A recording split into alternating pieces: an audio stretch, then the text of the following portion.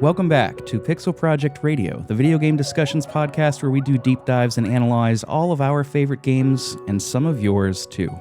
My name is Rick, I am your host, and today we're going to Tim Curry's favorite capitalist-free place to be to talk all about the out-of-this-world 3D platformer Super Mario Galaxy.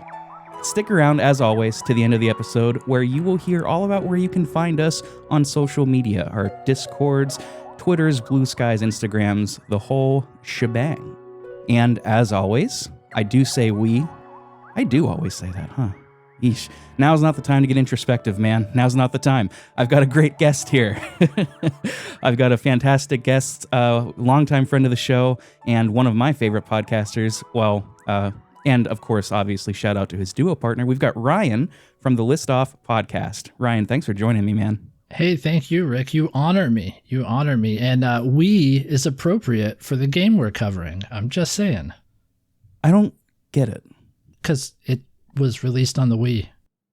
Oh, was it? What game are we talking about again? Super Mario Galaxy. Oh, of course, yes. It's bad, dude. Obligatory Mario month. We've got to get those Mario impressions in. So thank you for kicking that off. That's beautiful. I have regrets about that. Yes, we are talking all about Super Mario Galaxy, released for the Wii U. We're going to get right into the weeds here in a minute. First, one quick note. The community forum. Hold off on the cheering. We're moving that to the end of the episodes, I think, from now on. Stop with the booing. It's fine. It's still going to happen. We're moving it to the end because I didn't want to front load the episode with tons of stuff like me yapping with an explanation like right now before we got into talking about the game. So those are going to be at the end. We got a bunch of them for this game, which I was not surprised about at all, but that's where that will be. So, getting right into it, I want to start with our 1 to 2 sentence review and rating of this game. Ryan, I understand that you've got one. I do. Thank you for letting me go first, Rick. Consummate gentleman. So here's my 1 sentence review of Super Mario Galaxy. It's no Mario Sunshine, but it'll do. I'm kidding. The look on your face. Oh, the look on buddy. your face. That's not the real one. Here it goes. Mario Galaxy is consistently refreshing and an absolute delight to play. While I ultimately lean towards Mario's more terrestrial-based 3D adventures, this entry never gets stale and will keep you grinning every time a new galaxy gets introduced. That's fantastic, man. And how many Lumas out of 10 would you give this one? Oh, I'm gonna give it a 9 Lumas out of 10. And I think that's pretty good. That's fair. Yeah, absolutely. So I'm going to keep my 1 to 2 sentences shorter moving forward because I'm going to do a bit more writing for introducing the game. But for me, here's what I've got.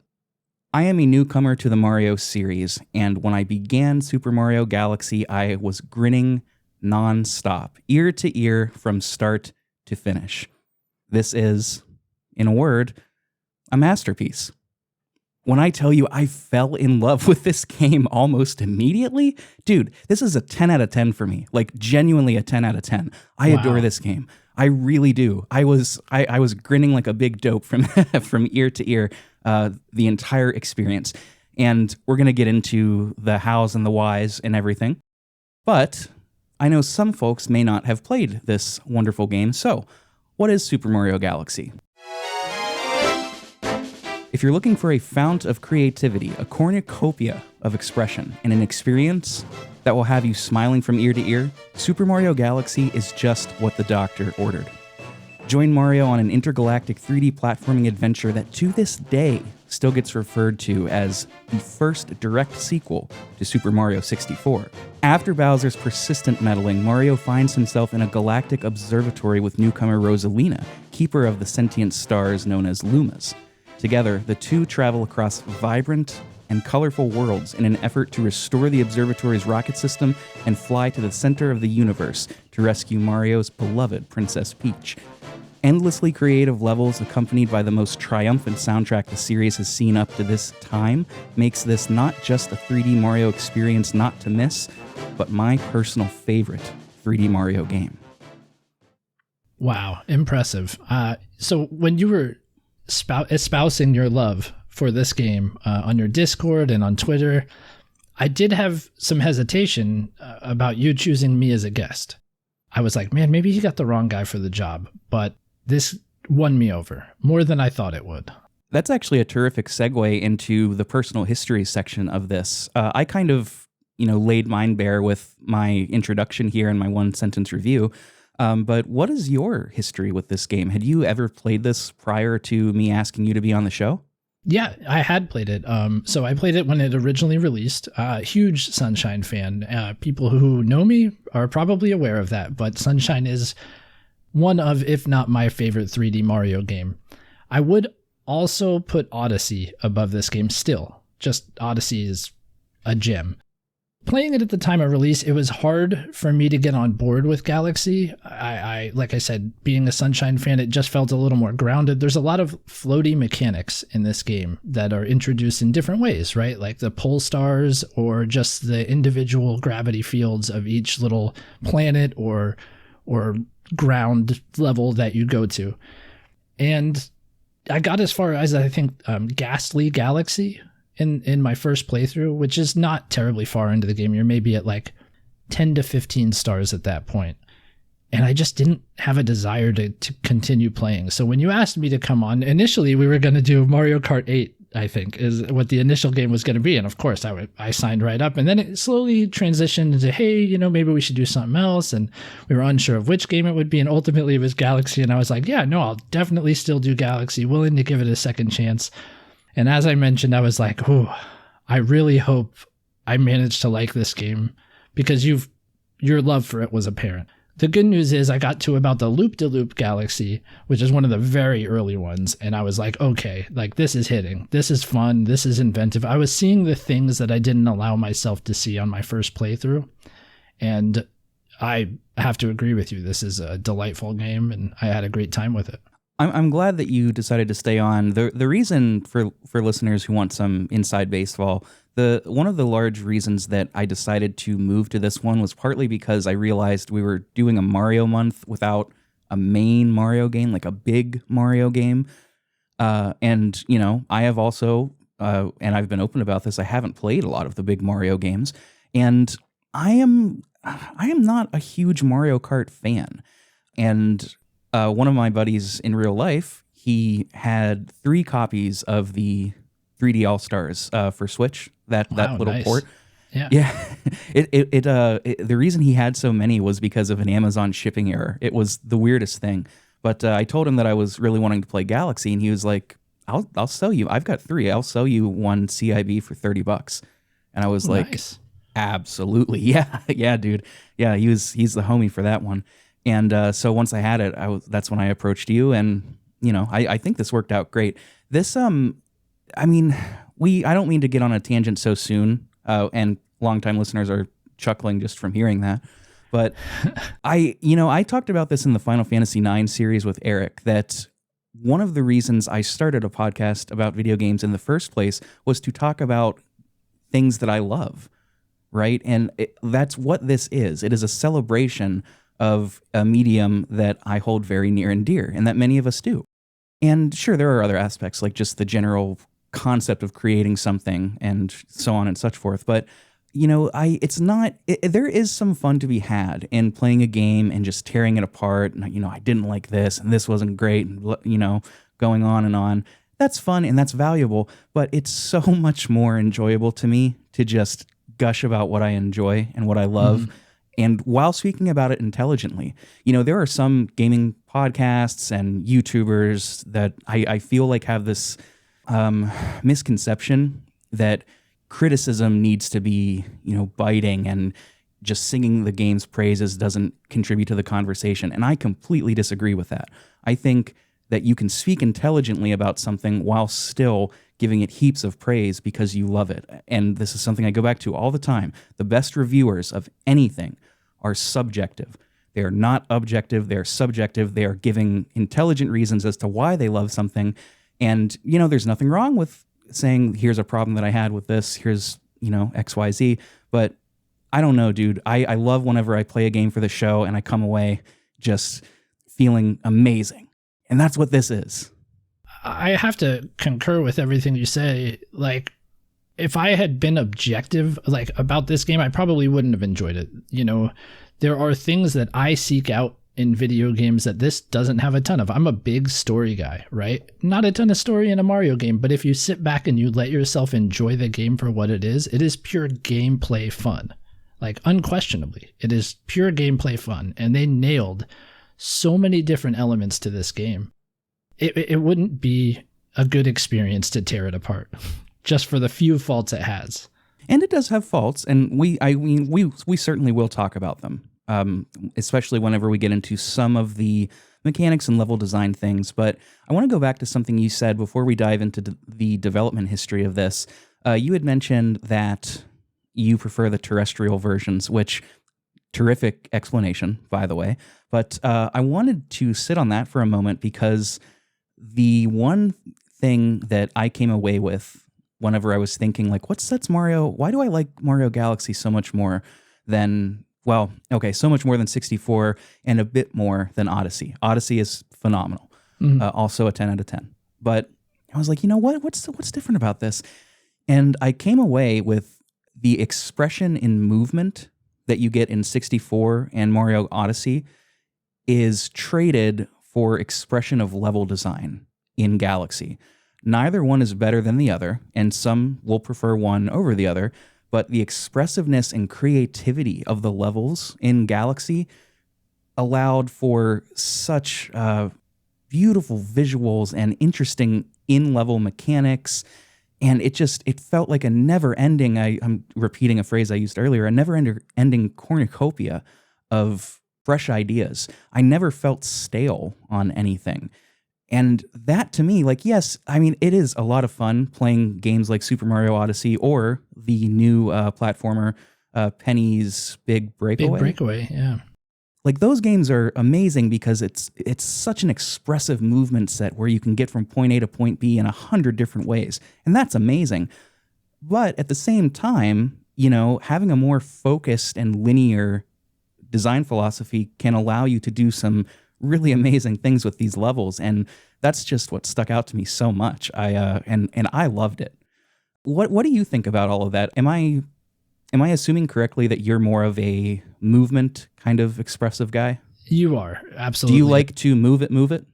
I'd love to move it. I like to move it. Hey, yeah, there he goes. Sorry. Anyway, yeah, no, you're absolutely correct. I like the weighty feel of a platformer too. I do feel like there was a freedom of movement allowed in Sunshine, not to talk about that game again, because Flood did add to it, but you never lost that feel of a real weight to Mario. And there are weightless elements in this game, in Galaxy, right? Where you have to pull Mario along and he's not even interacting with the ground in any way. There is no weight to him. You're just like floating in space.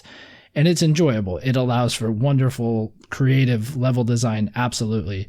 But I like responsive games. I like tight games. I like feeling like I can master the controls in something. So that's another reason why Odyssey was wonderful. Probably a notch above this for me, because, you know, mastering that wall jump to the hat jump to back to the wall and like getting the highest elevation you can out of your jumps because you're just that good at the button presses, like, that's a good feeling to me. It's a better feeling than what the platforming elements in Galaxy offer. But Galaxy does, it's a beautiful game. I think it's more beautiful in its own way, because you get these moments even in the levels where you like get on a star and you shoot off to the next section of the level, and you get like this nice 30-second break where you're just watching Mario like wistfully sail through space and stars around you, and you're passing planets, and it's just such a cool feeling, and it feels very epic, for lack of a better term. So there are benefits to both, but for me personally, I do enjoy the more controls based platforming. I think epic is a terrific word for it, and I can absolutely see where you're coming from. I do find a lot of value in games like Odyssey. I actually haven't played Sunshine yet, unfortunately, but I do find a lot of enjoyment in, you know, getting good at the button presses to do some crazy platforming things. And I had this thought after you said the word beautiful. I wonder to myself if I would like this game less if the presentation and music weren't so just not only top notch, but so interwoven into the experience. But we'll get to that whenever we talk about about those, because I have so much to say. For now, what do you say we just go through some facts and figures? Absolutely. Let's do it. Let's go, one might say.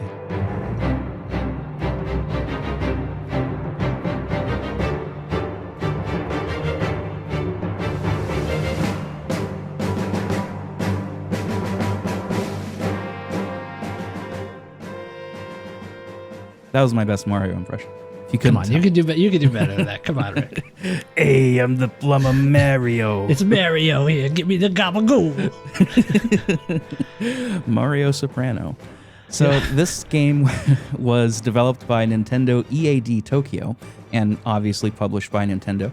This was released, as Ryan so skillfully punned in the beginning, for the Wii in November of 2007. First for Japan, then for the US, and then for the EU. This was directed and designed by Zelda and Mario superstar Yoshiaki Koizumi, produced by none other than Miyamoto and Takao Shimizu, art by Kento Motokura, writing by Takayuki Ikaku and Yoshiaki Kazumi as well, composed, and here I put an exclamation point by this because this composition is just out of this world. Another bad pun, by Mahito Yokota, with 4 tracks as well as some input and mentoring from the legend himself, Koji Kondo. This is absolutely stacked. Yoshiaki Koizumi, by the way, folks might know him from our past episode on Link's Awakening. I am not at all surprised that I love this so much. This began life, and this is something I did not know before researching this, as a tech demo Super Mario 128. Have you heard about this before? No, I have not. It's so it began its life as a sort of proof of concept for a sequel to Super Mario 64, right? 64 times 2. And it was a planned sequel for the 64 Double D. I remember that. I was waiting for that for so long, and it never came. Whomst among us is not waiting for a 64 Double D? I mean, I couldn't tell you. This is Mario After Dark, baby. The 64 Double D, we talked about this briefly, I think, in our Nintendo Game Boy episode, but it was a planned disk drive version, add-on, for the Nintendo 64. Did not happen. Obviously, it was canceled. But Miyamoto kept the Super Mario 128 proof of concept going as a sort of tech demo to work on 3 key aspects: object generation, physics, and this notion of sphere walking technology, aka gravity.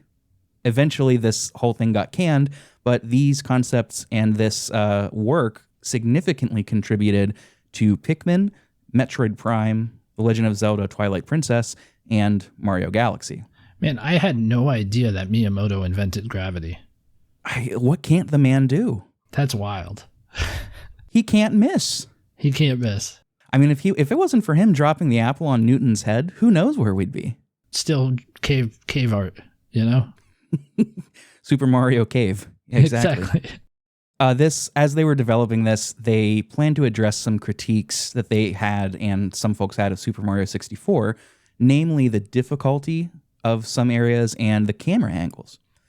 After working on Donkey Kong Jungle Beat, Koizumi realized 2 things.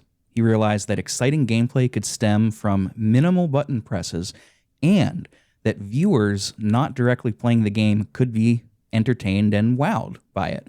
These core design philosophies greatly contributed to Super Mario Galaxy. I found another quote that said this game was intended to be enjoyed by, quote, ages 5 to 95. Wow, it's like Lego. Is that a Lego thing? Did they lift that from them? It says, I don't know if it's, they say to age 99 on Lego boxes. So everybody goes, when you're 100, you can't play with Lego. Oh, that's actually really sweet. I didn't know that Lego did that. Speaking of Lego, here's another tangent for you. I may or may not have put a bid on a Bionicle on eBay. Nice. Yeah. Good job. Did you win?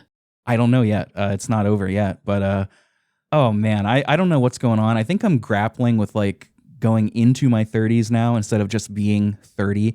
And I'm just subconsciously realizing that everything dies and time waits for none of us. You know? Well, good. Happy Mario month, everyone. You're realizing it 10 years before I did. So good for you. Good for you. Embrace it. Yeah. We had a Valentine's Day back in college where a professor walked by and just said that, and basically what you just said, and then was like, "Happy Valentine's Day, everybody." Yeah, what a downer. Can I interject real quick, just because the camera was brought up? They wanted to improve upon the camera of Super Mario 64. I had a problem with depth in this game at points because it is not a free roam camera, and it may be jaded Ryan coming to bat here because I am a Sunshine fan, and a lot of people dog the camera in Sunshine.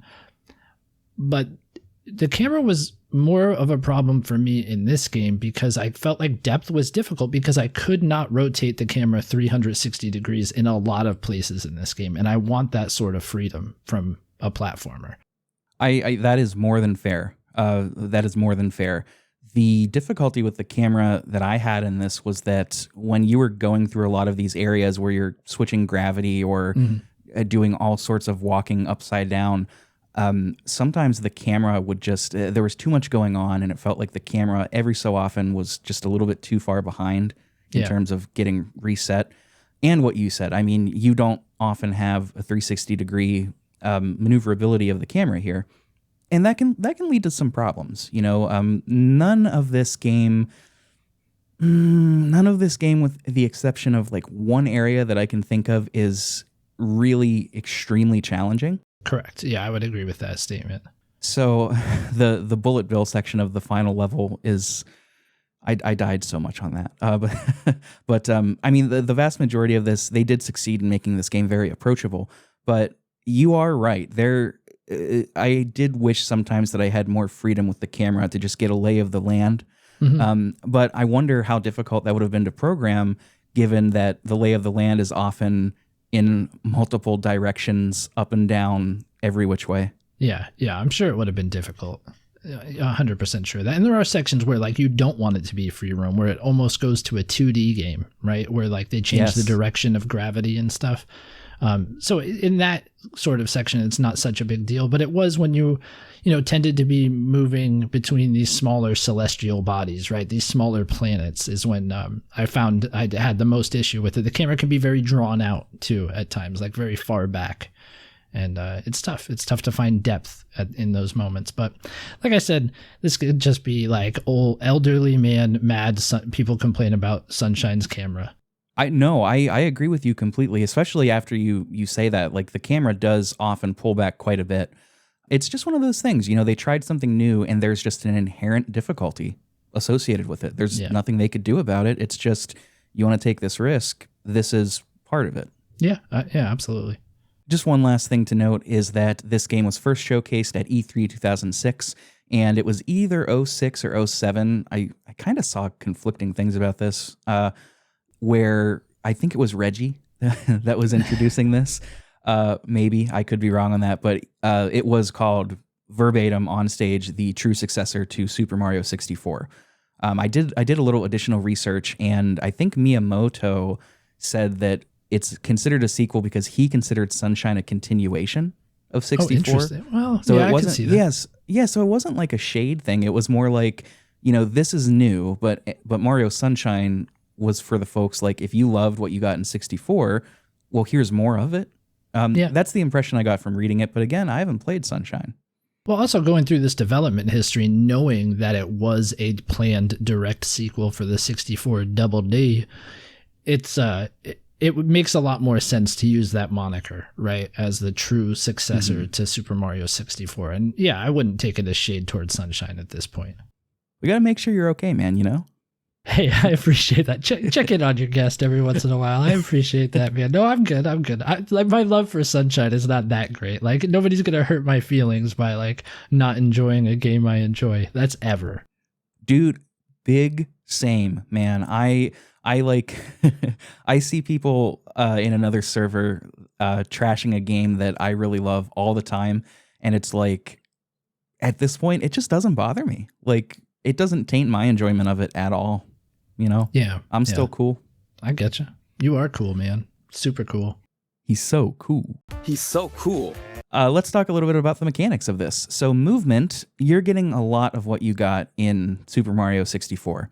You have got the ducking, you've got the running long jump if you do the duck plus the jump. You've got that kind of cartwheel flip. You've got the backward somersault. You've got the triple jump. You're going to feel at home if you've played 64 and you're playing this. But the new mechanic that they've added is this spinning mechanic, which is done in-game. It's so cute. It's done in-game through this Luma that Rosalina gives you, this little star. And if you look really closely, it lives under Mario's hat, and it'll like shoot out whenever you're spinning. And there's a cooldown period. You can't just spin right a bunch of times in a row. And the cooldown is over when Luma comes back under your hat. I love cool. that. Cool animation, yeah. How did that work without motion controls for you? Is it what's the button press for the Luma to come out and spin? Good call. This is something we haven't mentioned either. Both of us played this on Switch. I played on the Wii. Oh, you did? Yeah, I played it on original hardware. Yeah. Oh, cool. That's good. I'm really interested in your perspective then. So you played it on Wii. I played it on Switch. On Switch, you can do it two ways. You can flick your controller to do a spin. You can also press, I think it's Y, square, whichever, and you'll do a spin. Okay. Yeah. So it was interesting. Did you play with motion controls at all? So the motion control aspect that I absolutely loved was collecting the star bits. Okay, so you did have like your Joy-Cons then to collect those, where you pointed it at the screen and collected them? Yes, I used a Pro Controller, but yes, okay. same exact deal. Okay, cool. I was curious about that, because there are some levels like the surfing one, for example, or like the monkey ball-esque level where I'm doing it with a Wiimote and I'm like, is he just using a joystick when he's playing it? Because that would almost be like cheating. Yeah. Let's talk about the motion controls for a second. Okay. In addition to the spinning, which by the way, this came out of the spherical planet idea, where Koizumi was thinking about jumping as like a forced way to defeat enemies, and he called it, quote, absurd to do that because you're constantly considering things like the camera or the camera depth or the depth of field. So that's kind of where this spin was born. But back to the motion controls. In this game, your primary method of motion controls are going to be, as you're going through the levels, you've got this little star pointer on the screen, and you can wave that around while you're doing other things with Mario to collect star bits. Star bits in this game are exactly what they sound like. They're little colored star-shaped bits that are used as this game's currency. Coins still exist here, but coins are more about like you're getting a high score on a level, and they also replenish Mario's health by 1. Mm-hmm. You can't grab those with the pointer, but with the motion controls and the star pointer, if you touch a star bit, whether it's right next to you or far away, if you touch it with your pointer, you grab it and you get it. And I love that. That felt cool. So good to be just running through a level, like going left and right and using my controller to move the pointer around and grab the star bits. I was shocked at how much I loved this. I generally don't like motion controls. Yeah, it's a cool element, and you get to use the star bits as well. You could use them to attack an enemy, and there are different ways you could defeat the enemies. If you defeat an enemy by jumping on them, you get a coin, but if you like stun them and then kick them, you get star bits. So you kind of could choose which currency you want. It was so refreshing. The early 2000s, an era where you had a game with 2 currencies and no microtransactions. So thank you. Thank you for that time that existed. But yeah, the star bits were cool. I liked that it kept you engaged too. If you had like those longer flying moments in the levels, you could, there were always like star bits popping up during those sections that you could collect. It was a very cool mechanic in the game. Yes, I wonder sometimes if that mechanic wasn't thought of for those moments specifically when you're shooting between planets and watching the animations. They just place a bunch of star bits around and you can grab them. And then you get the hungry Lumas too, that you got to feed the star bits to. Yes. Yeah. Yes, you feed them a bunch of star bits and they get big and fat and full and sexual, and then they explode. Editor. Editor, can you edit that last word out, please? Yeah, where was the sexual from on there, Rick? I didn't see that part. I don't know what you're talking about. Oh, fair enough. Anyway. Yeah, I was shocked at how much I like this. And you might be thinking like, well, wouldn't it be easy to lose track of that? They thought of that. If you press I believe it's the right trigger, or is it the right bumper? It's the right bumper, I think. Your pointer will automatically reset to the center of the screen. So this was just such a slam dunk for me. I loved it. I thought that was so fun. You also use the motion controls, as you mentioned, Ryan, for some mobility levels, such as one where you're balancing on a ball and one where you're surfing on a stingray. So this worked with the Pro Controller. You used the gyro in there where you had to move that? Yes, although I will say the one where you're balancing on a ball and kind of moving across this sort of platform maze, I was reading online, with the Wiimote, do they let you treat it like a joystick where you're holding it vertically? Is that right? Yes, it's absolutely right. Yeah. That's got to be so cool, because with the Pro Controller, I'm showing you in person, but like people just listening on audio can't see. Yeah. Like you're just kind of moving the controller up and down, but I can just imagine using that as like a joystick, like you're in an arcade. That's got to be so much fun. It was cool. It was cool, and it felt tricky. It felt like there was an added element to it. Well, I'm glad they at least incorporated those motion controls with the Pro Controller, because I was thinking, like, is this just a button press for him and then he uses the joystick to aim it? But it's good that you still got to experience the motion controls in some regard. Now, I will say, if you're playing this in handheld, you have the option to collect star bits. You can just tap them.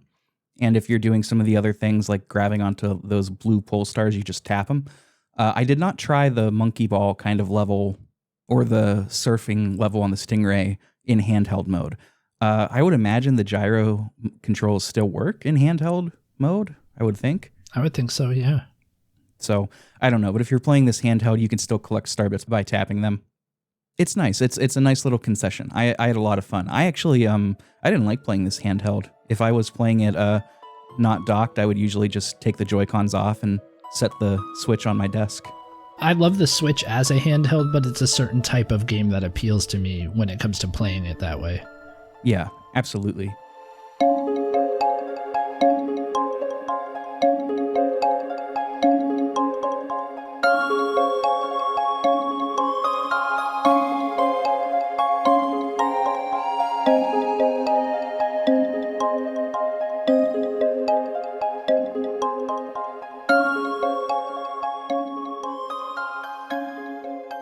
I think we both alluded to those blue pull stars. Those are another motion control thing where you use your pointer instead of grabbing a star bit, you grab onto these blue stars. And they kind of like, you grab them and then you're sort of floated up to them, like your center of gravity is being pulled in. And they do a lot of really creative things with this across this game. You do a race with a boo at one point, which is actually pretty challenging. I lost a lot on that, and then when I won, I was like, yes, I felt so good. There's some platforming that you kind of do like in space, going through like little mazes of spiked balls via these things. It's really neat. There's also things that I like slightly less. There are these like weird, what are they, like plants that you kind of glom onto and you pull back and you slingshot Mario? Yeah, and then there's the other ones too where you like slide up the plant. You kind of like shake the remote and have to like basically like you're whizzing around a pole with this plant stem, right? Yeah, they have some interesting elements mixed in there.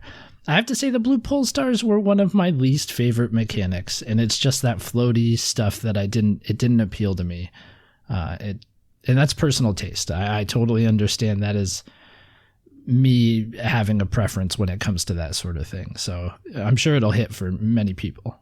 Yeah, that's another thing that I think sometimes gets overlooked in, when critiquing a game or critiquing a something. It's like there is no accounting for taste. If somebody says they don't like something and the reason is I just don't, that's fine. And you can't tell them they're wrong, Yeah, I just felt like I wasn't in the right amount of control for a game that, like, platformers, for me, as I mentioned, are about controls. and it felt like it wasn't precise enough. I totally get you. I could see that. This game really does feel weightless at times, doesn't it? I guess appropriately so, because you're in space. But yeah, I guess I never like made that thought, but it makes all the sense. Because I was really trying to make a connection as to why this didn't hit the way those other games did. I was really like trying to give a lot of thought into it. Like, is it me? Is something wrong with me? Am I broken inside? So cool. Can I just not enjoy but Galaxy? That's unrelated. Yeah. Well, I do enjoy Galaxy. Spoiler alert, but yeah, I just think this is what I ended up landing on, that it didn't have that weighty, precision controls that the games I tend to enjoy have. Absolutely. One more thing in the mechanics category before we move on to visual design and levels are the power-ups in this game. So you get a bunch of cool power-ups. I'm wondering if you found a couple of these. I'm not sure. You had mentioned your star count, and you were like definitely more than halfway. But I'm wondering if you found the last one. So there are a couple of mainstays that you'll see, like the fire power-up and the invincible star. Mm-hmm. They do exactly what you'd expect. They are timed though, so you can't just have Fire Mario forever until you get hit. It's sort of a time mechanic here, which is fine. Which is not typical for a Mario game, to have it timed for like the fire flower. You're right. It's not. It's fine. I think that comes down more to they really wanted to curate these levels, and there becomes then you have to be Fire Mario in certain spots to like light. What do you call it? Urns, a torch, candles, yeah. Torch, yeah. It did become like the challenge of having to get to where the torch is and light it in time. And you're 100% correct that it was a level design decision. And I absolutely love the music that plays whenever you've got that. I'm not going to sing the whole thing. No, that was great. because it's playing and I don't need to. Yeah, that's a lot of fun. But there are also some new power-ups in this game. There's an ice version of Mario that lets you walk on water. It'll like make little ice cubes beneath your feet. They do some really creative things with that platforming-wise. There's this weird caterpillar thing that I can barely remember, but it like makes you kind of springy, bouncy. Do you know what I'm talking about? No, I don't. I don't know if I got to that one. I very vaguely remember it. It makes you kind of springy. You can like jump over things like a slinky, sort of. You can turn into Boo Mario, where you turn into a little Boo. It lets you read signs in Boo-ish, which is very funny to me. Yeah. It lets you float, and then you can turn invisible, which lets you go through walls. That's very clever, and it's very cute. And speaking of cute, probably the most famous and most loved form power-up in this game is Bee Mario. Everybody loves Bee Mario from what I can see. Yeah. The Bee Mario lived on beyond Galaxy. Beyond Galaxy, you're right. Oh, brother, this guy stinks! We're on a roll. Sub to that Patreon, folks. You'll get more terrible jokes like this. Bee Mario, you turn into a fat little bee, and it lets you hold the jump button, and you can hover up in air, and you'll keep getting higher and higher, but you've got this gauge, and once the gauge runs out, that's it. You're done. You're going to float back down. As soon as you touch the ground or land on a flower, as you can do on the bee form, you will replenish that flight gauge almost immediately. So as long as there are things that you can land on, you're going to be able to like really climb and climb and climb. Just don't touch water. Yes, that's true. Don't touch water because bees don't like water, and that will take your power up away immediately. Oh, brother. Thank you for not encouraging me. I'm sorry. It's okay. But speaking of climbing, though, Be Mario, better. I should be.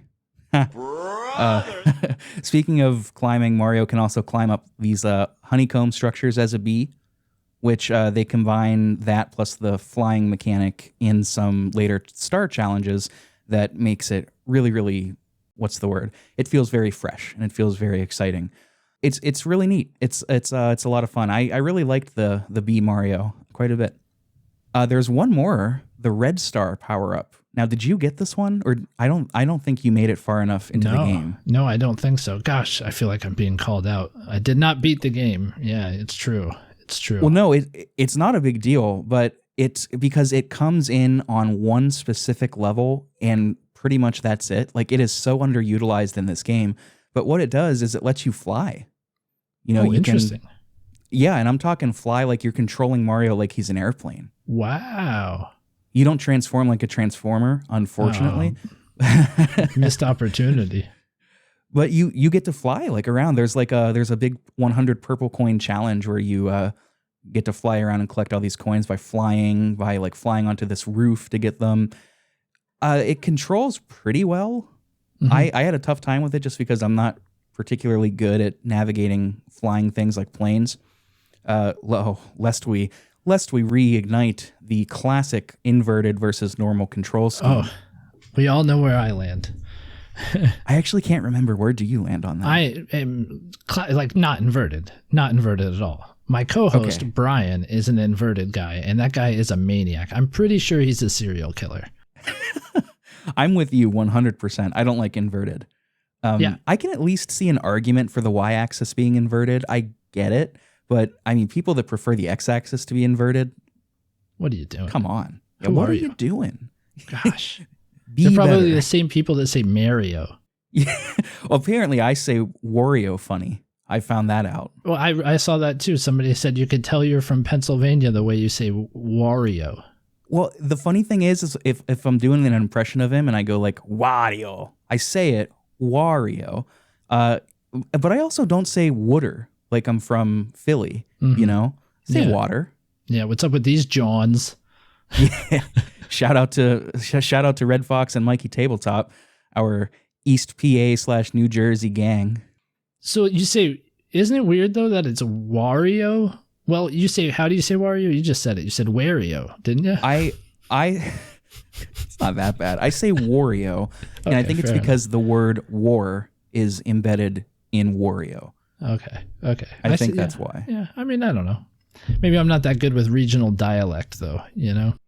I don't know. I can hear my Pittsburgh coming out sometimes when I say words like town, like that OW gets turned into an AH kind of.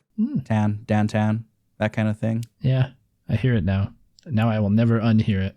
Hey, when you're going downtown, I'm going to pick up some icy lights for me. Don't touch that thermostat. Love it. What were we talking about again? I don't know. Power-ups, Red Star, being able to fly. So that might be something that came from 64. There were the flying levels in 64 where, you know, you basically were set atop a tower and like you had to collect the red coins and fly all around this level. So maybe it's a carryover from something like that. I think that's very fair to say. My experience with 64 is really shallow. I don't know that I've ever played any of the levels where you get the wing hat. But, you know, I certainly know about it because it's a classic level. Classic it's right there imagery. On the cover, too. Yeah, exactly. So I wouldn't be surprised if it's the same basic thing. But we should talk about the visual design, the presentation, and the levels. Let's just lump all of that into one because it is just so good. This to me kind of reminds me of playing a Pixar movie. It's just everything is so vibrant. The colors are so vivid. They're using the whole palette of everything. You've got these bright reds and beautiful blues and greens, and then you get levels that are dark, like the Haunted Mansions, where it's just blacks and browns and shades of that. It's just, but everything has such a unique visual identity, and like I said at the top, everything kind of coalesces together to be more than the sum of its parts into this one beautiful experience. I love, and to be fair, I think the level design here is one of its strongest suits. I adore how this is presented. Very quick levels, and that's something that I think this game benefits from. Super Mario 64, some of those stars take a while to get, and same could be said for Sunshine, but these are snappy. Like you are in, you're out of them, and you're enjoying it the whole way through. I definitely think that plays to the game's benefit. The one thing about the art design is that it's the only aspect that makes me upset that I played it on the Wii, because I'm willing to bet that HD version looked better. You know, playing on a Wii on my 55-inch, 60-inch, I don't know what it is, flat screen, it just looks a little stretched out and a little like smudged, and It didn't look bad by any stretch of the imagination, especially considering it's like almost a 20-year-old game, right? But I was like, man, I bet this looks so crisp in HD. It does look really good. There were a lot of complaints when the 3D All-Stars came out about 64 specifically, and how they didn't do any sort of scaling or visual upgrade. It was literally just a port. And I think those criticisms are valid. But, I mean, Galaxy, for what it's worth, looks amazing. I mean, it doesn't look like it's aged a day. And that's part of Nintendo's visual design too, right? I mean, you can play Sunshine right now, and it really doesn't look as old as its release date would suggest. And I mean, conversely, I think if we played Sunshine, Galaxy, Super Mario Wonder, if we played all of these 20 years down the line, they're going to look timeless. Oh, absolutely. And that's just it. Going back to Galaxy in 2024, the only hindrance was the hardware I was playing it on. Like, it looked great. And that's saying something. Go back and play the original Gears of War or some other game of that era, and it's probably not going to look this good.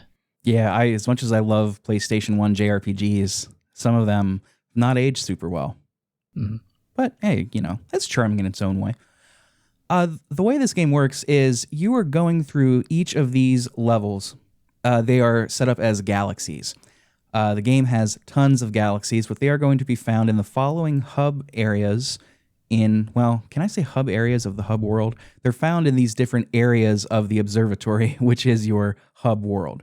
You've got the garden, terrace, the kitchen, the fountain, the bedroom, and the engine room. And each of these is going to have a host of different galaxies. You do not have to finish absolutely everything, because there are only 60 stars required to finish the game, and there are 120 stars in total, which is an abundance, right? An abundance of riches for this game. That's massive. That is huge. 64 had the same count, Did it? Yes, it did. Yeah, the 120 was, I think that started in 64 and it carried over to Sunshine and Galaxy. So it was kind of like a mainstay of 3D Mario titles. So, there's a lot of game here and a lot of reasons to come back to it, and a lot of tweaks they do to those levels also. Yeah. You can get 3 stars, generally 3 stars per level. And the one criticism that I have seen, and I kind of agree with, is that if you go in and you do star number 1, you're immediately kicked out of that world, and you have to go back for star number 2. Or, and this happened to me once and only once, if you go in to do star number 2 and you accidentally find a hidden star, right? Some of those exist here. You're kicked out of the world and you have to go back and redo it. I think that's a valid criticism. It didn't really bug me, but it was something that I noticed. Yeah. I may say that's not the most valid criticism. And the reason I say this is because a lot of the stars have you setting out in like a completely different path right from the beginning of the level. So it's almost a benefit to have to restart from there, because, for the first star you may go left and it takes you to this one area, and the second star you may go right and it takes you to a completely different area. So the resets almost to the player's benefit most of the time. I fully agree with you. And some of these, it's so clear that the level is redesigned for that star. In one of the first levels, one of the first galaxies, I don't remember the name of it, but it's where you get to be a bee. I think it's Honey Hive Galaxy is the name. I know that because I'm going to be talking about that music here in a little bit.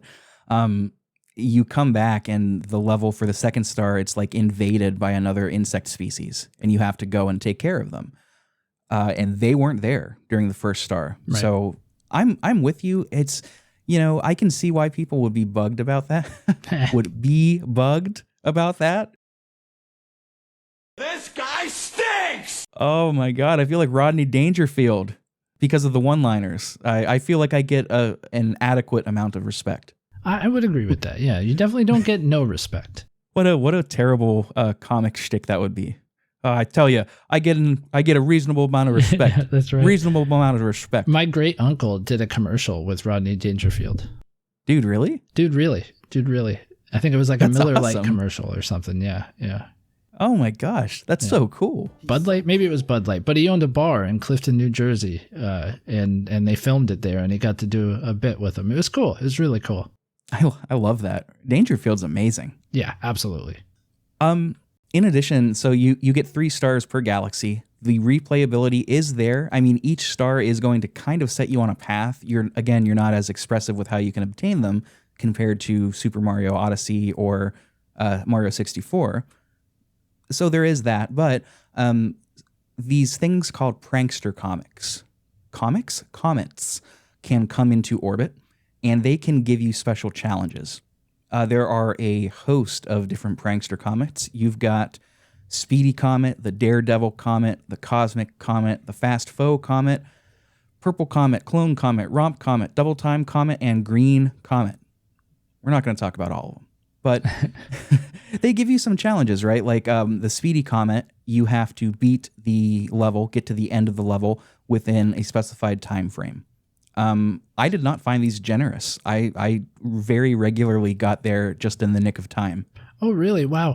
I had a few of them where I was like, I'm not going to make this because I had, missed a jump, or it took me a while to figure out where to go. And I ended up typically making it with like a pretty good chunk of time to spare. So maybe I'm just really good at platforming. Compared to me, probably. No, I'm kidding. There are the ones where you race like Shadow Mario, which was cool too. Yes, I really liked those. A Shadow Mario version of yourself comes up. He does a devious little laugh to signify that he's a bad guy, of course, as if you couldn't tell from him being a shadow version of yourself. And you have to race him to get to the end. Really cool. And what I like about these is that they are conditional, so they're not always going to be there. And just like any comet, they're going to travel. So like sometimes they'll be in the kitchen, sometimes they'll be in the terrace, things like that, where comets usually are. Aurora Borealis usually lives in the kitchen. I think we all know that. That's where a comet belongs. Yeah. Can I see it? No. But what I like about it is if you fail one of these challenges, the chance doesn't pass you by. It gives you a chance to just retry. Or you could quit and go back to the observatory, which is a really nice touch. It's recognizing that it's a challenge and that it's not going to be there maybe in 20 minutes. I think it's cool. When you fail, you lose a life. And this brings up one quick question I have. Did you ever run out of extra lives? No, and I'm glad you brought that up. This game is extraordinarily generous with how many lives you get, which does affect that risk to reward ratio, I think. Yeah, I agree. I never ran out of lives. I was going to ask what happened. Like what happens if you do, but I guess the world may never know. It's just an unknowable fact of the world. Exactly. Yeah, you get so many lives in this game. I mean, you get a 1-up whenever you get 50 star bits. I think there's a coin count that will get you a 1-up, but I'm not 50, sure. I think, too. You can buy them from occasionally you'll see little toads or little star bits in the levels that'll let you buy an extra life. There is one always available at the hub world.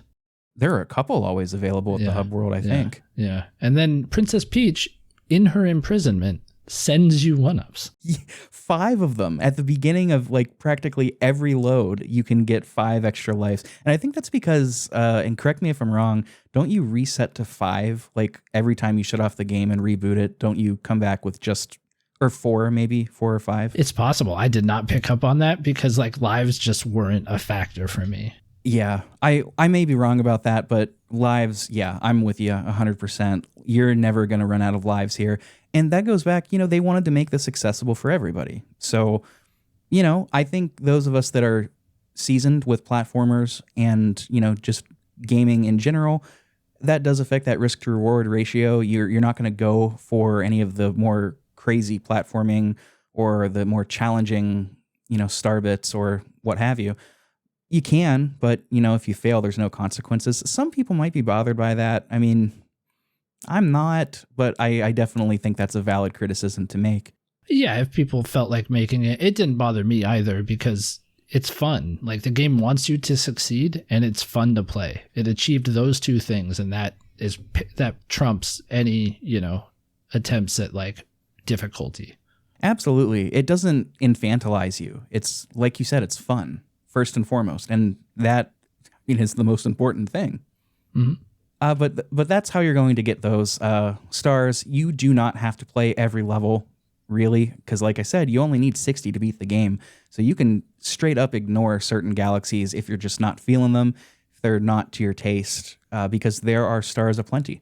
And if you unlock all 120 and then beat the boss of the final boss of the game one more time, you unlock Luigi. You could play as Luigi throughout this whole game. Oh, yeah. He controls as you would expect Luigi to. He can jump a little higher. He's slipperier, things like that. The levels where you have to rescue Luigi as Mario, if you play as Luigi, you're just rescuing Luigi as Luigi, which is pretty funny. Awkward.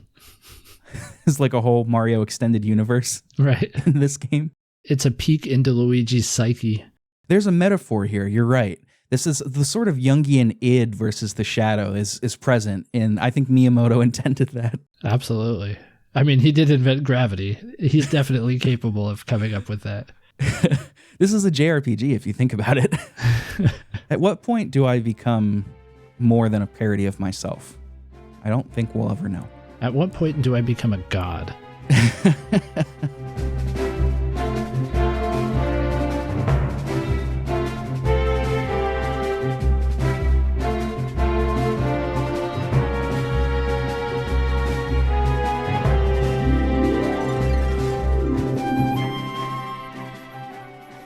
I thought about just talking about some of the levels that we really loved, but there are so many, and I loved so many of them.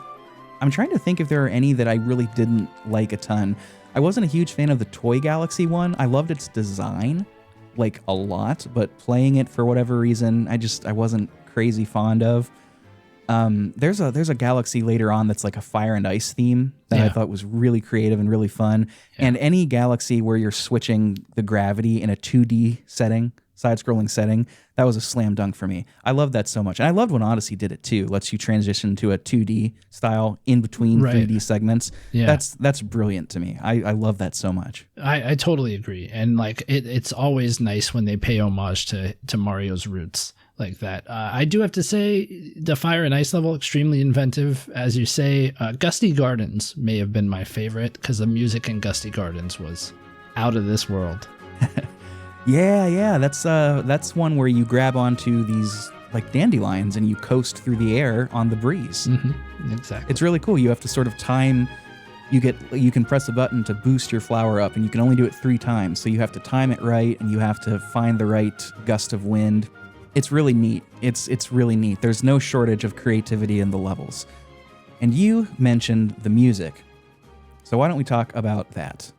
Let's hear a little bit from Super Mario Galaxy, and then we will talk about the first OST in the Mario universe that used live symphony recordings.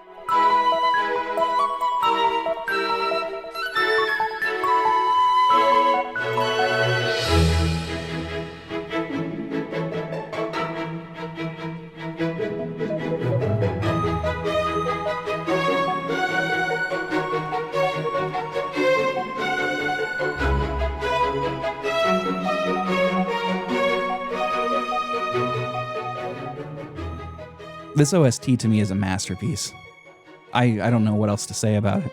Yeah, it hits, and it has some incredible songs. There are a lot of songs that play on older Mario themes, but there's a lot of new stuff too. And I don't typically notice soundtracks immediately when I'm playing through a game. Not all the time. It does take an extraordinary soundtrack for me to take a step back and be like, wow, like this is something.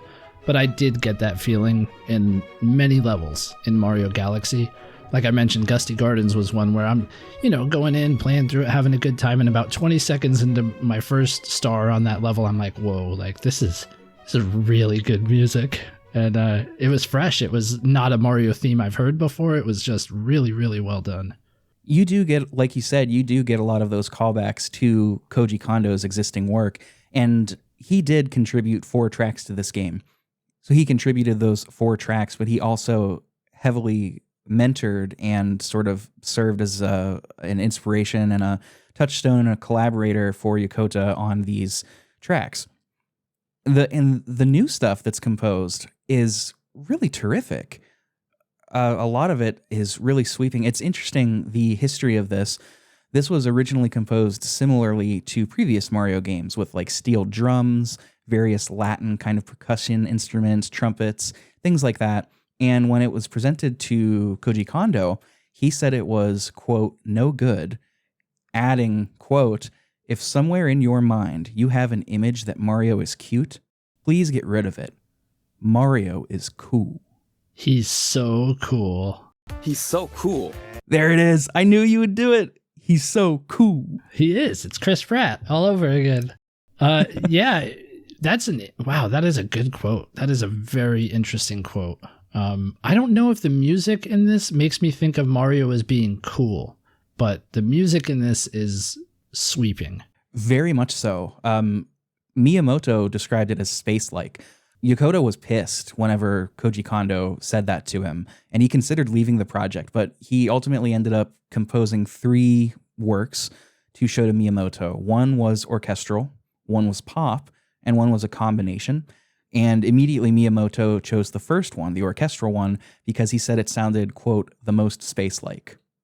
So they were fully leaning into the setting of this. They didn't want this to just be another sort of pitched percussion, Latin-inspired soundtrack like Bob on Battlefield and things of that nature. Mm-hmm. They wanted something that would fit this epic cinematic game. This game is incredibly cinematic, and they wanted something to reflect that.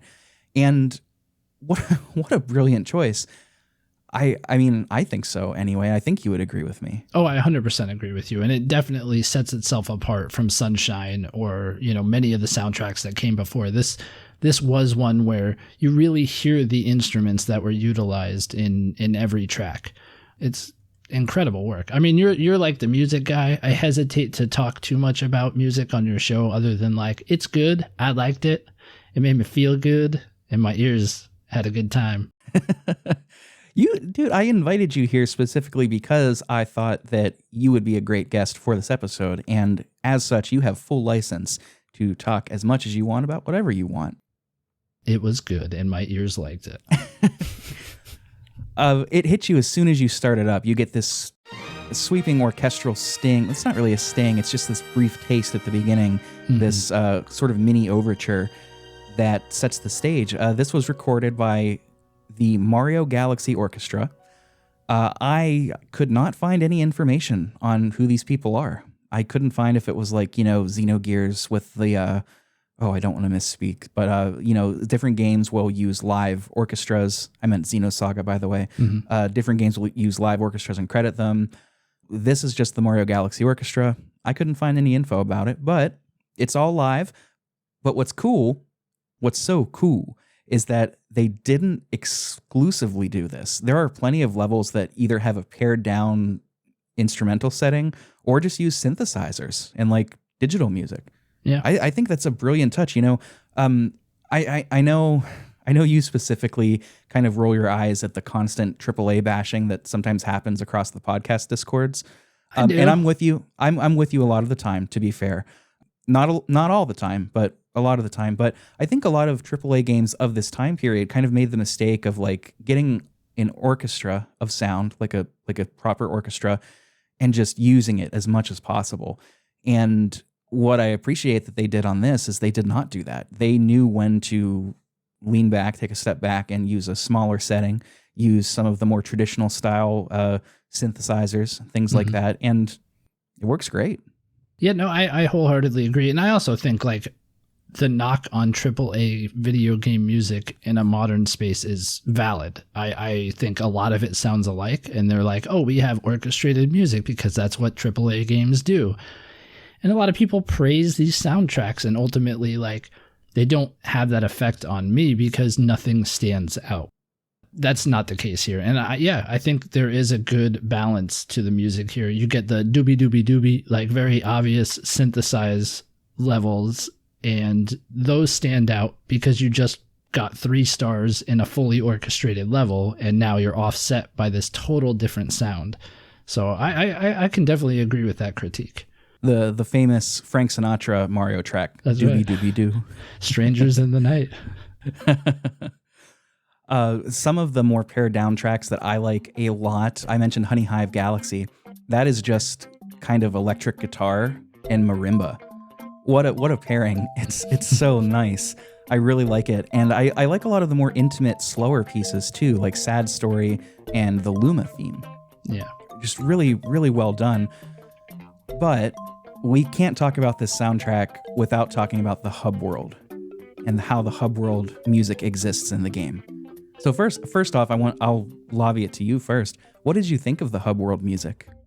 Gosh, Rick, I gotta tell you, not a whole lot. That's terrible. Oh, really? Yeah, I mean, it didn't stand out to me as much as some of the actual galaxies did. And like, you leading into this question, I'm like, oh, he's gonna expect me to have an answer, and like, I don't really have one, but I'm sure you do, and I'm sure your expertise in this field will lend something of value here. Well, let me ask you this: did you notice the evolution of the hub world music as you collected more stars and galaxies? So, I'm starting to feel like I have a dumb brain, but no, I really did not. No, that's okay. Your brain's not dumb. Well, it can be. As you go through, once you're clearing out these galaxies, at the end you'll fight a boss at the end of each galaxy. Sometimes it's Bowser Jr., sometimes it's not, but what you're doing is you're getting a grand star. I'm pretty sure that's, right. Or maybe a grand power star. And what these are going to do is they are going to help power the observatory that Rosalina and the Lumas live in on this comet, to help power it back up and to help propel them into the center of the universe where Princess Peach is being held by Bowser. So we need these for power. And as you gather more, the hub world music changes. So I wrote out a little bit here. There are 3 stages to this. So the first stage, when you first start up, it is a music box aesthetic.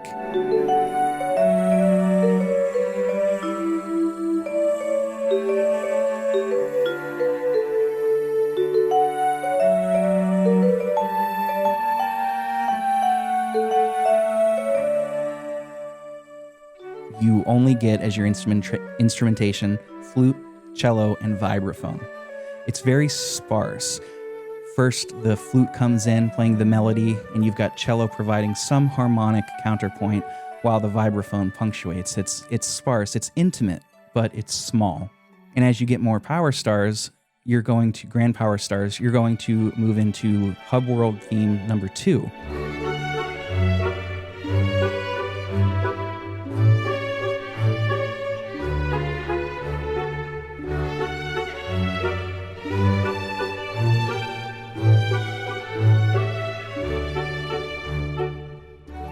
It maintains everything from before, but now a full string section is added, taking the melody and the accompaniment for the first statement of the primary theme. Flute adds in on the secondary theme, while the low strings provide a much richer counterpoint. We're starting to get friendlier. This is warmer of a setting. And then finally, and I don't know the exact number needed for these, once you get enough grand power stars, you get the final version, version 3.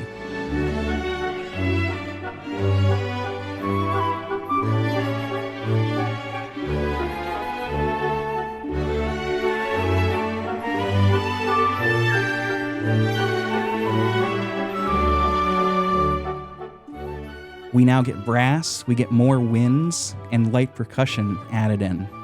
Counterpoint is fleshed out to a much greater and richer degree. You get oboes, and I think maybe clarinets, probably clarinets, adding into some of these string pizzicato accompaniments. You get horn, you get beautiful French horn, and you get a deep, bassy, dark tuba that helps propel forward with the bass section.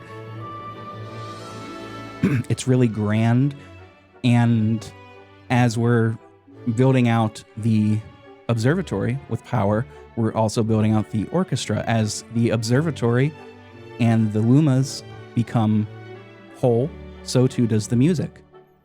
We're home. And this is like just a triumphant, warm hug.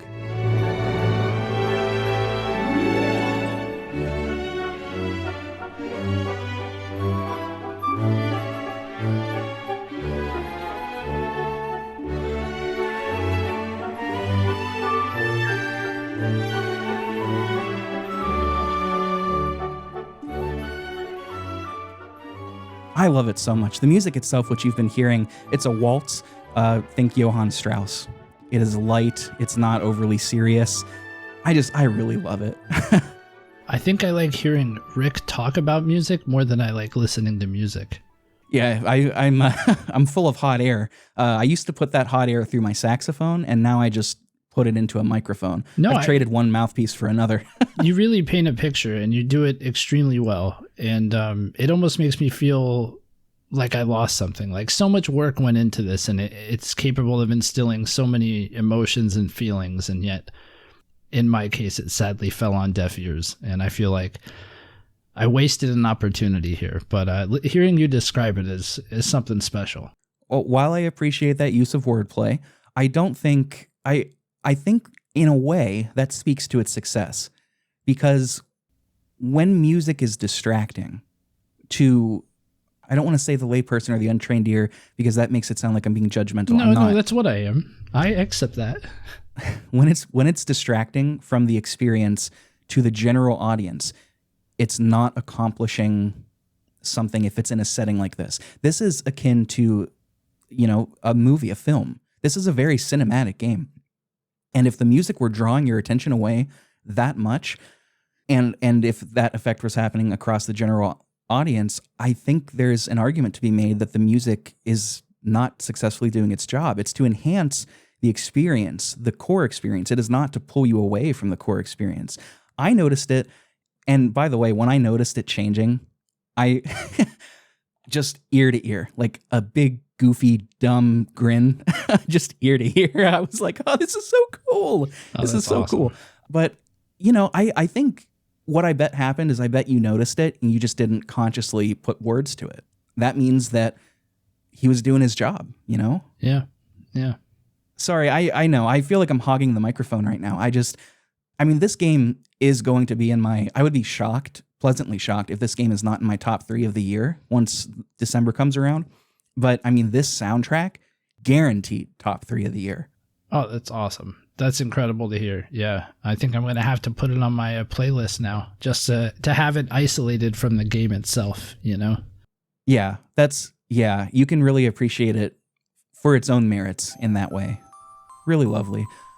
The Luma music too, by the way, is really sweet and sad, because I don't know, we should have put this in another area, so apologies for my being a bit disorganized in this episode, but there is a bit of a story, a lore to this game with Rosalina in the form of storybooks. How did you engage with this at all? I did. I was very interested every time a new chapter of the book unlocked and I could go back and hear it, because I thought the whole storybook presentation of like the watercolors and how it played out, and hearing her background, the music that played too was very sparse but really well done.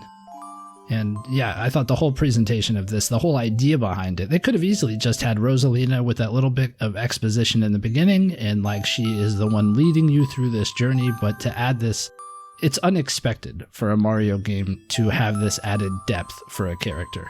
What I love about it too is that it's this perfect balance between having a story and lore and having gameplay. If they would have tried to make this story happen within the game, force you to check it out, I don't know that it would have been super successful, or if they would have tried to make it more, it's there if you want it, and if not, you just play the levels. I don't want to be talked at in a Mario game. I want to have fun, I want to play the game. But this storybook, I actually forgot about it until I had about 4 or 5 chapters. And then I went back. I was not prepared to be hitting the feels so hard. Yeah. It's really sad. Definitely some emotional weight, unexpected emotional weight to a Mario game. This is presented in like a storybook format, and it's Rosalina reading to all the Lumas. You walk into the bedroom. Is it the bedroom? It's a library. The library, that's right.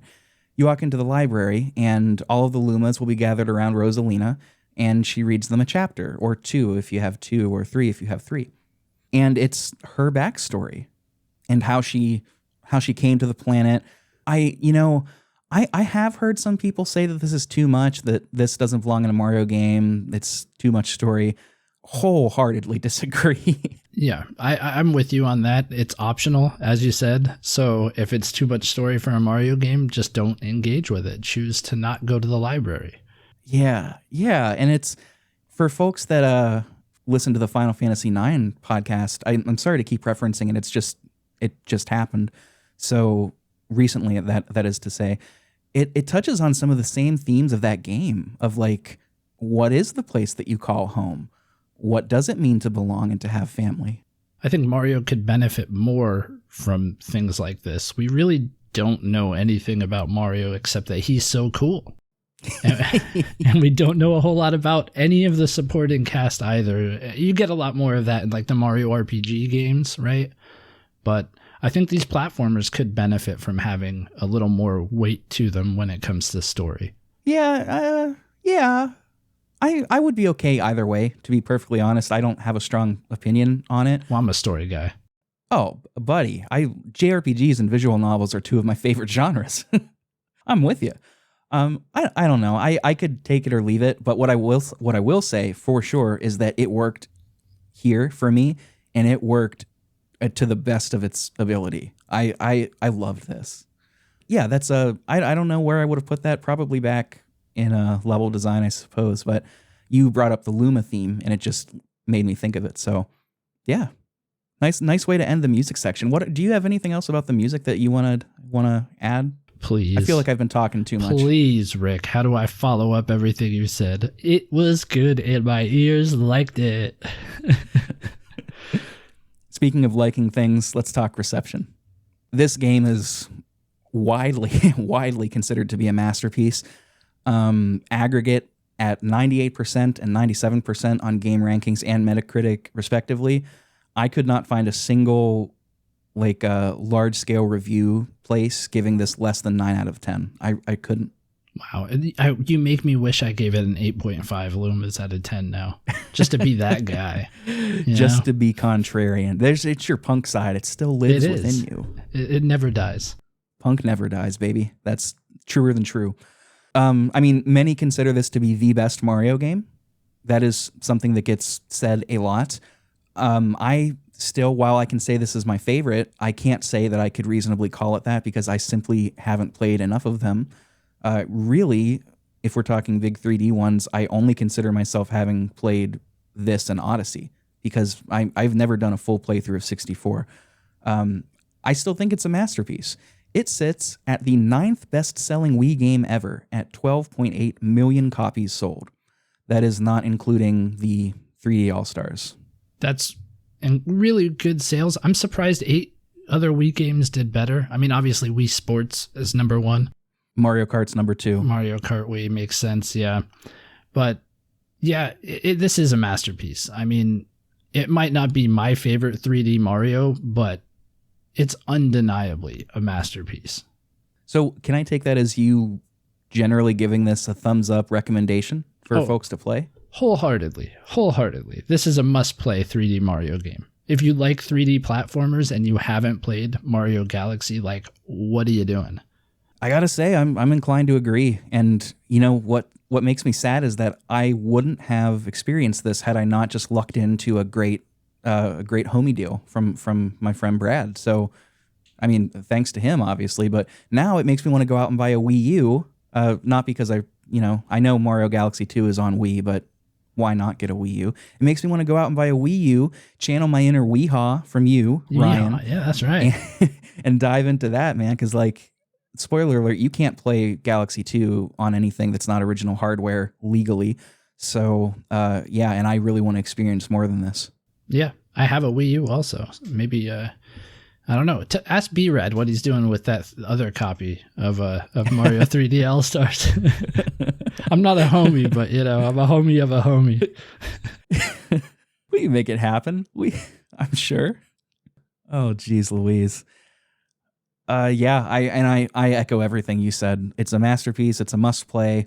If you can play it on the Wii, if you can play it on the Switch, however you can play it, you really should. It's so good. It might not be your favorite. You might like 64, Sunshine, Odyssey. You might like them more. You might even prefer the 3D World or 3D Land games. Maybe. I mean, who's to say? but this is just so inventive, and I can imagine. I wasn't like gaming much at the time when this was brand new and contemporary. I mean, I would replay Final Fantasy 7 and 9 and Pokemon. And Smash, and that's pretty much it. But I can imagine this was like mind blowing when it was brand new. It was no sunshine, but it'll do. Hey, there it is. It's that punk will never die. So, I mean, there it is. Great game. Terrific game. Check it out. But we can't end the episode without doing the community forum. That's right. I didn't forget. We're just moving you at the end. We're saving the best for last, really, when you think about it. So, it's funny, because the community forum is kind of in list form, Ryan's contract actually contractually obligates him to reading exactly half of my list as laid out by the Commonwealth of Pennsylvania and the state of Florida. This was non-negotiable, and I was threatened with litigation if I deviated from this. So Ryan is going to help me read through... It's going to help me read through some of these community forum posts. We got 6 of them, so it works out terrifically. I mean, hey man, you're the list guy. You're, one of 2 list guys, and contract's a contract. But I'm going to get us started here with community regular Ray, the Dork Lord, as he is now known. This is what he has to say. This was the 3rd mainline 3D Mario game. As I went through the stages, I felt compelled to compare it to the original Super Mario Bros. 3 in terms of creativity and its epicness, for lack of a better term. Hey, that's what you said. That's what I said. Yeah. That's striking. Great minds, great minds. Even when I played a bit of it recently, it still holds up extremely well. I do remember beating it quite easily, and I actually remember lamenting about it. But at the same time, it was unlike any Mario game I had played previously. It stood on its own, and, along with the sequel that I somehow still haven't played yet, it still really stands out today amongst all the other Mario games. I think we said much of the same, sometimes literally. It's a standout.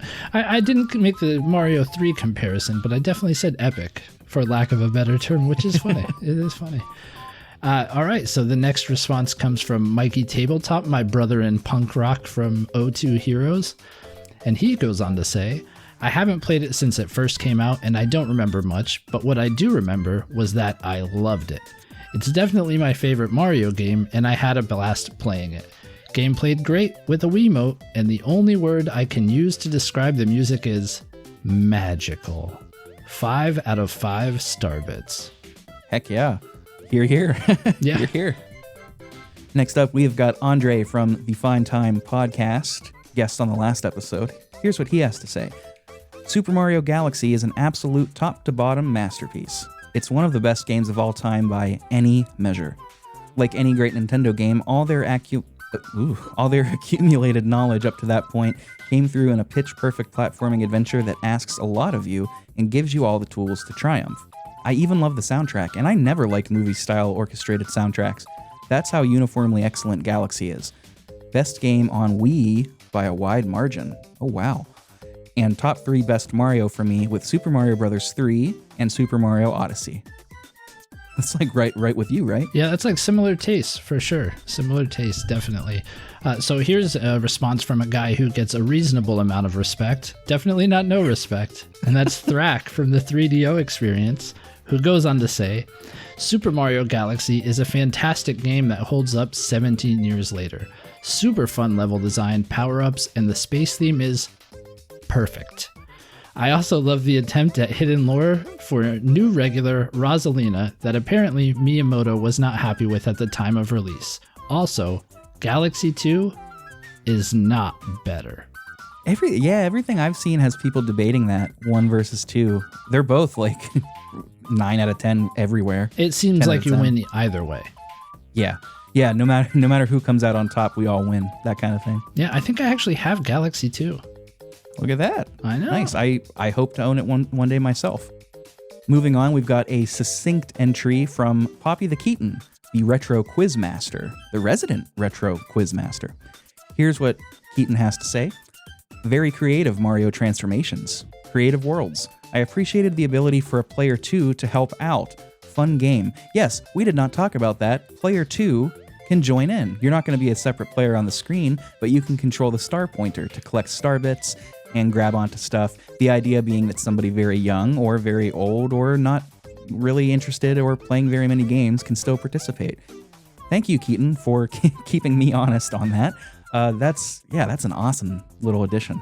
Yeah, absolutely. We did not mention that. So the next response comes from Chris Copleen of the Retro Hangover podcast, who, may I add, has just a golden voice, an absolute golden voice. And he says, I remember when Super Mario Galaxy came out, it was hard to believe the hype. The Wii was the waggle system, and Mario wasn't exactly a waggle game.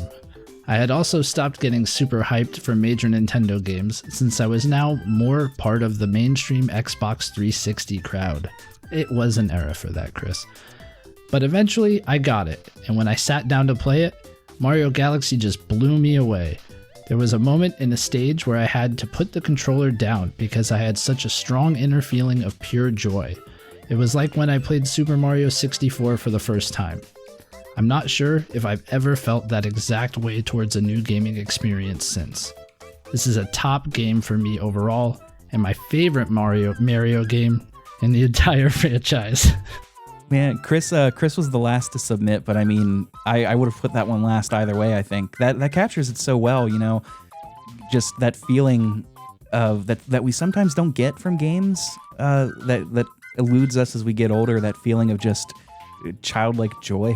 Yeah, and like, even though it may not be my favorite 3D Mario platformer, it gives you that feeling. I mean, I said it, when you're flying through the level, sometimes you could just literally sit back and be like, this is one of the coolest things to experience. Yeah, they really, whether or not this is your favorite, whether or not you like it, they accomplished exactly what they set out to do. Thank you, folks from the community forum. I really appreciate you, and I really appreciate Ryan, the guest, my guest.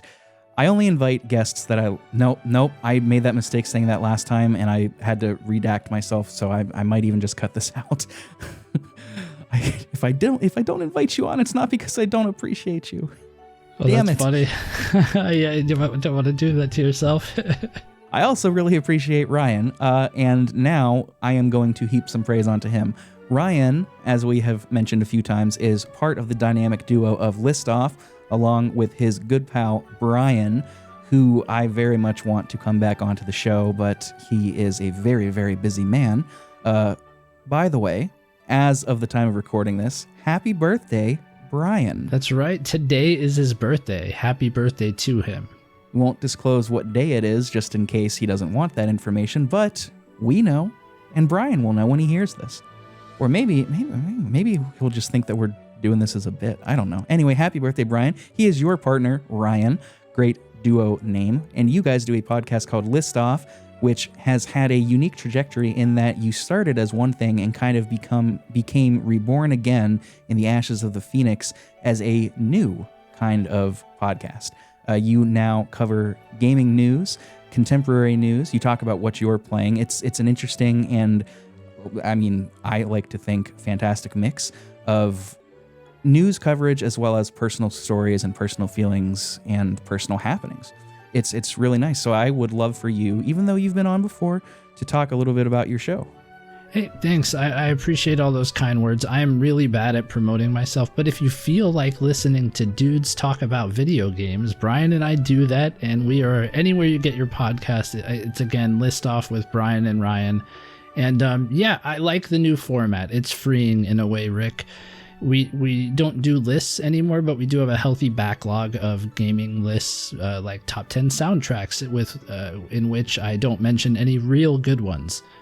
But I like the new format because it kind of just lets us talk about what we want to talk about in the gaming space. And that sets up the best kind of conversations, I think, like a real natural conversation between Brian and I. Absolutely. And both sides of the podcast are worth checking out. If you're a new listener, you have just a grab bag full of great former episodes with lists to check out. Many of them, in fact, most of them, not being, how do I say this, not being dependent on what was going on at the time, meaning like you can listen today and an episode from 2018 is still going to make sense. Whereas sometimes with news-related episodes, it's a little bit weird to go back and listen to an episode from 5 months ago, for example. Not, Yeah. I mean, I'm doing it again. I'm going to have to backpedal. No. Damn it. I can't. I am my own worst enemy. What I'm saying is that your whole catalog is fantastic, and new listeners can appreciate contemporary news sources, contemporary news stories, as well as older episodes.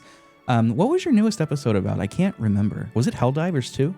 We did a dedicated Helldivers 2 episode, and then we did a Balatro heavy episode after that. So if you're into those games, we have episodes on both of those. I think our latest one was actually about Dragon's Dogma, the Dragon's Dogma 2 character creator demo, and the genius behind it, because it's really surprising that no RPG has released a time-consuming character creator pre-launch as a demo where those characters can get carried into your game. Because think about it.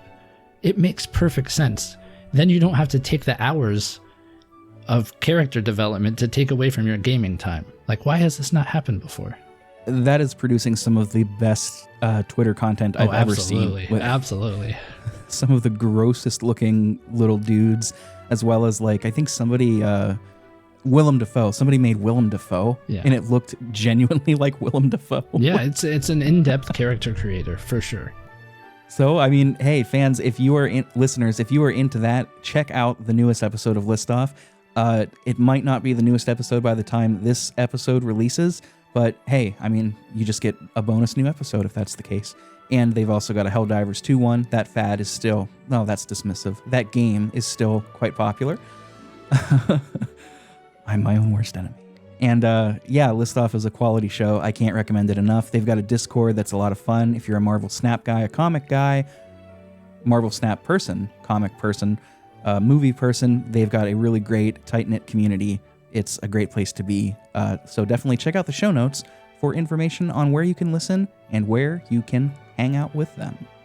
You can also do the same for us, of course. You'll find our links in the show notes. You can find our Discord, our Patreon, our socials, Instagram, Twitter, Blue Sky, all that goodness. Shout out to the guys on YouTube, the listeners on YouTube. I'm sorry, I'm laughing because Ryan in camera frame has a giant toy of John Goodman as Fred Flintstone, and he is petting him, and it's just cracking me up.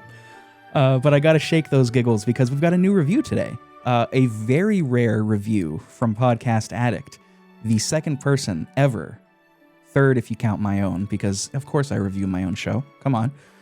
Second person to ever write in on Podcast Addict, and it is none other than Poppy the Keaton, the dedicated retro quiz master.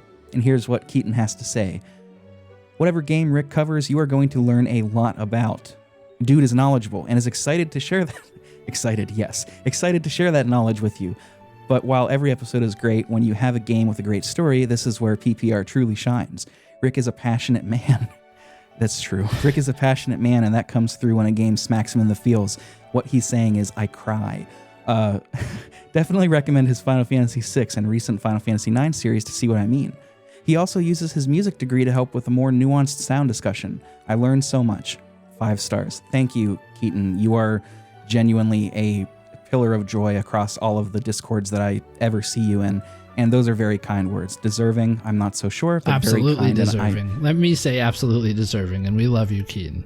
Yes, we definitely love Keaton. Everybody does. So thank you, Keaton, and thank you to everybody that has written a review and given us a rating. It really helps. Do so for List Off if you listen to their show, especially if you like their show. It really helps the smaller shows get noticed and put into the big bad algorithm that is being pushed by big streaming. So, what an episode. We are technically under 140, might go a little over, what with editing, but I've had an absolute blast. Thank you so much, Ryan, for joining me. I want to say thank you for having me on. I did not expect to find so much joy in Super Mario Galaxy. It's a game I probably never would have revisited if not for this, and I am so appreciative that I was able to revisit it and have as much fun as I did. And recording this has been so much fun, and yeah, I really appreciate you, man. I'm glad to hear it. I mean, you are welcome anytime, and so is Brian. You both are. You're both wonderful, and you're both amazing. Amazing show, amazing people. So I appreciate you very much. As ever, folks, I am your host, Rick. This is my podcast, and it is over. We are now flying back into orbit, and we hope you have had a nice trip. I'm my own worst enemy. All right, we're signing off for now. Take care.